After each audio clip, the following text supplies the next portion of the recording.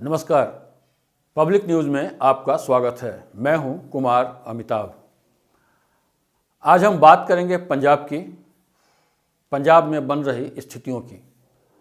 प्रधानमंत्री नरेंद्र मोदी के काफिले को रोके जाने के बाद जो परिस्थितियां बनी हैं या कहें जो हालात उजागर हुए हैं, जिस तरीके से कांग्रेसी मुख्यमंत्री चरणजीत सिंह चन्नी बोल रहे हैं, सफाइयां दे रहे हैं, मजाक उड़ा रहे हैं, तू तड़ाक जैसी भाषा पे उतर आए हैं और स्थानीय लोगों का जो आम तौर पे रिएक्शन है, उससे ऐसा लगता है कि पंजाब में खालिस्तान एक बार फिर अपनी जड़ें पकड़ने लगा है। आम लोगों में खालिस्तान के प्रति कोई गुस्सा नहीं, कोई दुख नहीं, इस तरह की हरकत को लेकर के कोई तकलीफ नहीं। यह अच्छी बात नहीं है।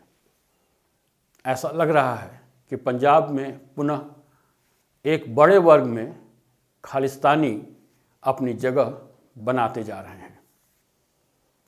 जो हरकत हुई उससे यह पता चलता है कि प्रशासनिक अधिकारी भी कुछ हद तक खालिस्तानियों के प्रभाव में हैं। इसका बड़ा कारण, किसी भी राज्य में आम जनता के बीच ऐसे विचार व्यवहार का बड़ा कारण राजनीति के साथ साथ प्रशासनिक भी होता है। राजनीति पे थोड़ा आगे चल के बात करेंगे, पहले प्रशासनिक स्थितियों पे बात कर लें। जिस तरीके से देश के प्रधानमंत्री का काफिला रुका हुआ था और वहाँ के पुलिस कर्मचारी आराम से चाय पी रहे थे, सख्त निर्देशों के अनुपालन का आदेश होने के बावजूद वह आराम से थे, कोई चिंता उनके चेहरे पर नज़र नहीं आ रही थी। इससे पता चलता है कि प्रशासन का एक बड़ा हिस्सा प्रधानमंत्री मोदी के अपमान को लेकर जरा भी परेशान नहीं था, बल्कि वह एक खुशी महसूस कर रहे थे। उनके अंदर कोई चिंता नहीं थी। यह प्रशासनिक अक्षमता अपने देश के प्रति सम्मानहीनता का परिचायक है। अगर आप अपने देश की संवैधानिक संस्थाओं का सम्मान नहीं करेंगे तो आप कहीं के नहीं रहेंगे। वहाँ की प्रशासनिक अक्षमता, उसका असर अब आम जनता पर पड़ने लगा है। देश की जनता में अपनी सरकार, अपने देश, उसके सम्मान को लेकर जब कुछ ऐसा भाव उभरने लगे तो आप समझ जाएं कि प्रशासन ठीक से काम नहीं कर रहा है।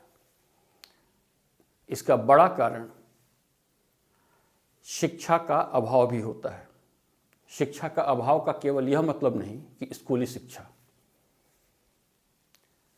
देश की एकता, अखंडता को लेकर के जो भी सांस्कृतिक और संगठनात्मक शिक्षाएं होती हैं, संदेश होते हैं, समाज में उसकी गतिविधियां होती हैं, ऐसा लगता है उन सब की भारी कमी पंजाब प्रदेश में हो गई है, जिसकी वजह से देश के प्रति लोगों के अंदर जो लगाव है वह थोड़ा घटने लगा है।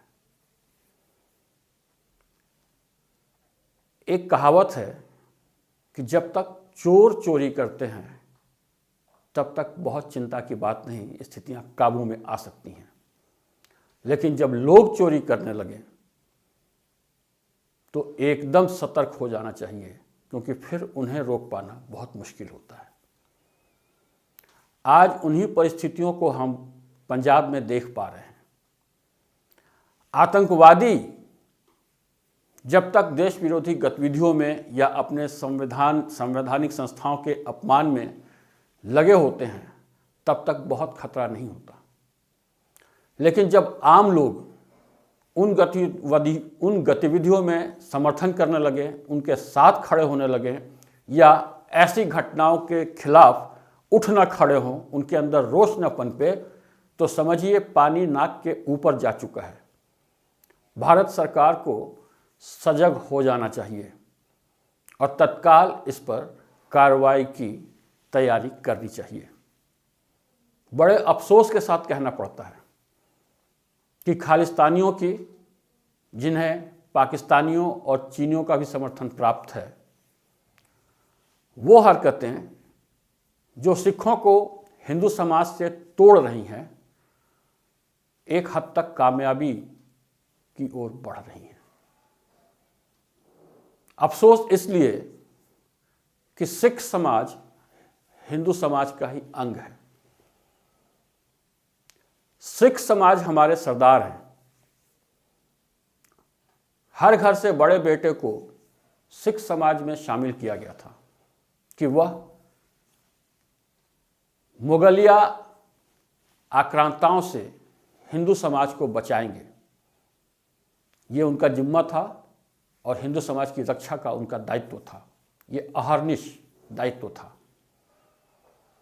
और आज वो परिस्थितियां पैदा कर दी गई हैं कि वह अपने को एक अलग थलग समुदाय के रूप में देखने लगे हैं और हिंदुओं से खुद को अलग करने की कोशिश कर रहे हैं, जिसमें पाकिस्तानी हुक्मरान उन्हें पूरा समर्थन दे रहे हैं। इसके लिए एक हद तक कांग्रेस भी जिम्मेवार रही है। खालिस्तानियों को जन्म कांग्रेस ने दिया सत्ता के चक्कर में।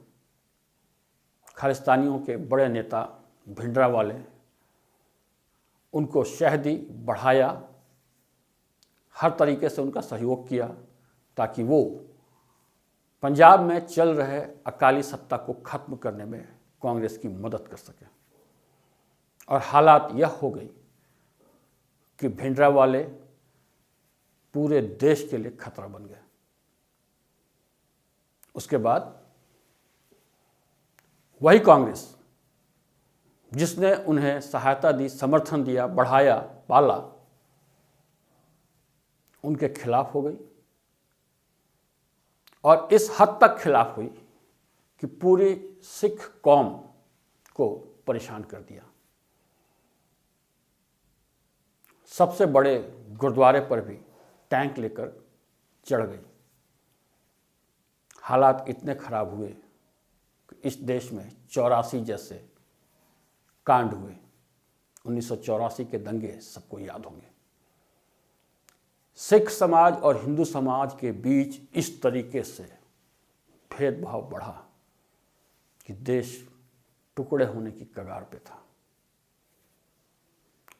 बड़ी मुश्किल से स्थितियां संभली, लेकिन हालात अब फिर केंद्र से कांग्रेस सरकार बाहर है और पंजाब में जो उसकी सरकार चल रही है, आने वाले चुनाव में लगता है उसका भी पत्ता साफ होने लगा है, जिसके दृष्टिगत कांग्रेस फिर से खालिस्तानी आतंकवादियों को शह देने पर तुल गई है। यह बहुत साफ साफ नजर आ रहा है, जिसमें पाकिस्तानी और चीनी शक्तियां भी उनका साथ दे रही हैं। पंजाब में जिस तरह से ये घटनाक्रम चल रहे हैं, उससे यह खेल बहुत साफ हो गया है। किसान आंदोलन को जिस तरीके से शह दी गई, किसानों के नाम पे खालिस्तानी शक्तियों ने जिस तरीके से पूरे देश को बंधक बनाए रखा लगभग साल भर, और उसमें कांग्रेस के साथ